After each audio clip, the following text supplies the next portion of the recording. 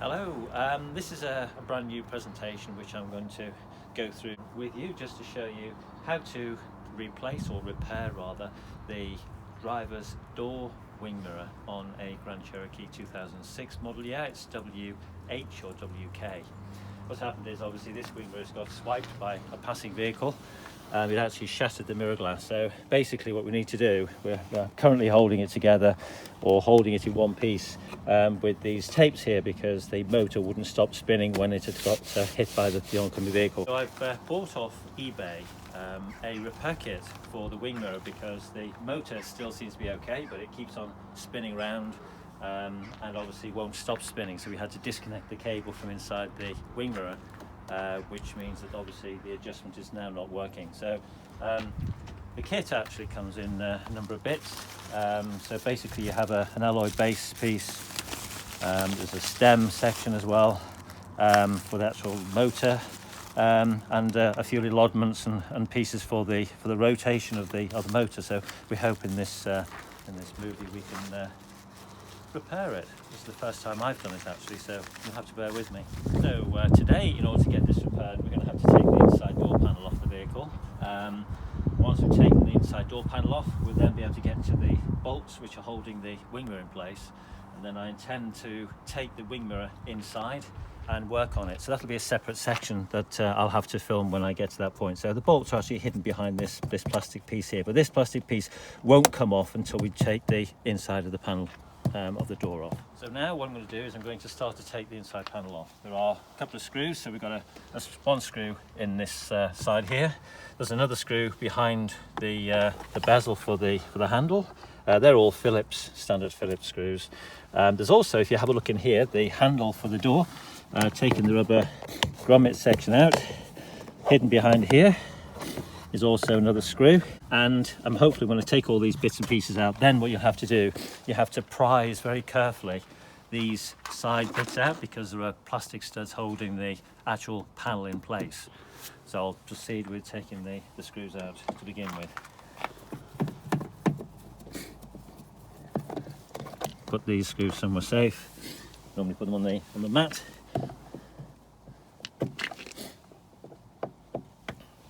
Remembering, of course, all the screws should be the same, but I always try and memorize to see which screws went wherever possible.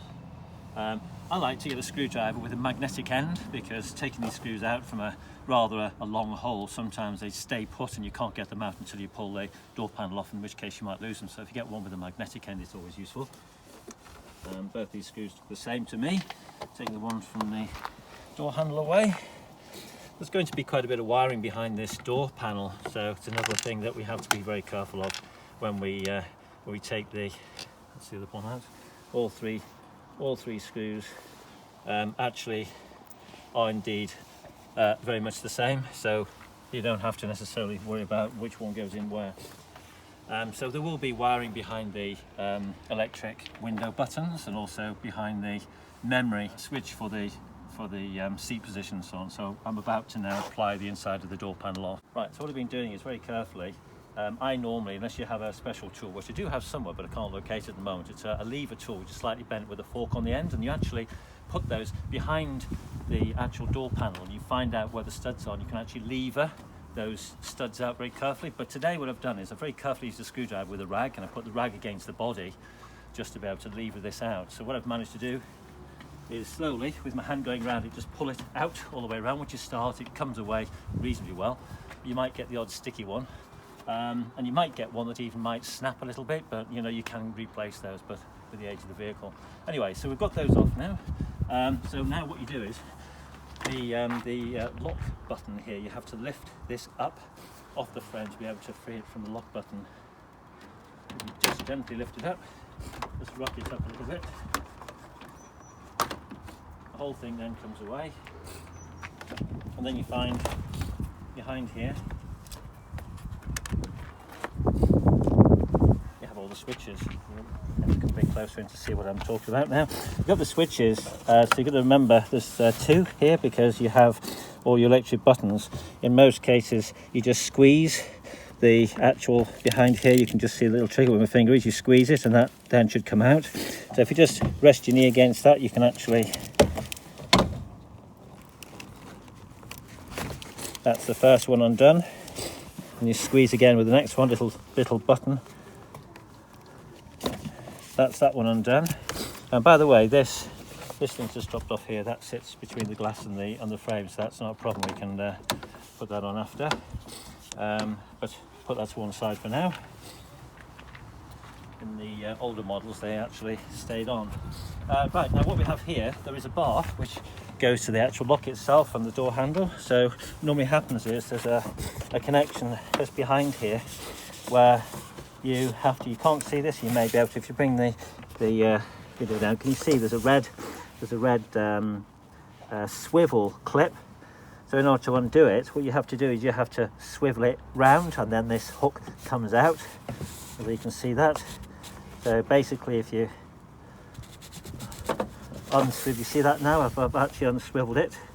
You see, it's normally tight on the thing, but it's normally tight on it. You actually unswivel that, and then what happens is this then comes up, and you've actually got the whole door panel off. And I've just put this somewhere safer now. So just to remind everybody, this is the jack plug which was plugged in on the inside of the door panel as well, which I've just undone. So this actually works the actual mirror itself. So I'm going to have to take out, if you take a look at this now, there are a couple of bolts here. So I need to be able to take those bolts off in order to remove the actual wing mirror itself. And then I'm going to move on to another video telling you how I'm going to repair the actual mirror itself, the mechanism. Hopefully we can get in without breaking the mirror glass as well. Just to remind you, the size of these nuts are 8mm, so I've got an 8mm ring spanner, which is the right size for this to be able to undo them. So it does actually come away. That's quite easy. Probably use a socket. 8mm actually is probably going to be easier, but once I've got it loosened, then it does come away. Okay, that's come away. A bit awkward.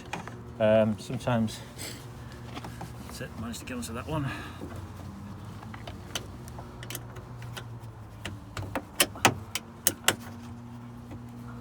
Probably use a socket spanner on this. The only thing that stops these normal socket spanners from working is because of the protrusion of the actual bolts themselves. So these are coming off nicely now. So I just need to undo this one. And when I've done this, I'll show you once I've got the actual wing mirror taken off. I've taken the 3 bolts off the back. There is a 4th bolt there, which is on the middle. If you come around here, I can just show you. This particular one you don't have to touch because it doesn't actually have anything to do with the flange that holds the wing mirror on the back, so that one can stay in place. But you can see this cable going through, so if you take a little look at this as I take it off the actual door,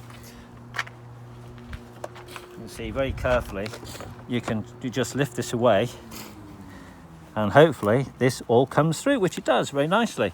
Now I can take this apart, hopefully, without too much ado. So I'm going to take it inside where it's nice and warm, because at the moment it's quite cold out here, so I'm not going to get perished in doing this job. I'll start the other movie telling you how I'm going to strip this.